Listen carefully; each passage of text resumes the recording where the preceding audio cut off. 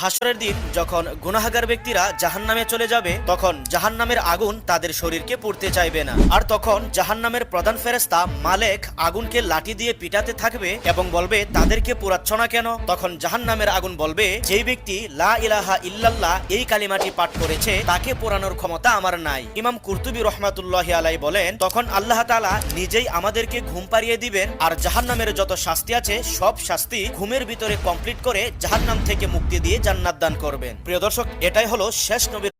হাসরের দিন যখন গুনাহগার ব্যক্তিরা জাহান্নামে চলে যাবে তখন জাহান্নামের আগুন তাদের শরীরকে পুড়তে চাইবে না। আর তখন জাহান্নামের প্রধান ফেরেশতা মালেক আগুনকে লাঠি দিয়ে পিটাতে থাকবে এবং বলবে, তাদেরকে পোড়াচ্ছ না কেন? তখন জাহান্নামের আগুন বলবে, যেই ব্যক্তি লা ইলাহা ইল্লাল্লাহ এই কালিমাটি পাঠ করেছে তাকে পোড়ানোর ক্ষমতা আমার নাই। ইমাম কুরতুবী রহমাতুল্লাহি আলাইহি বলেন, তখন আল্লাহ তাআলা নিজেই আমাদেরকে ঘুম পাড়িয়ে দিবেন আর জাহান্নামের যত শাস্তি আছে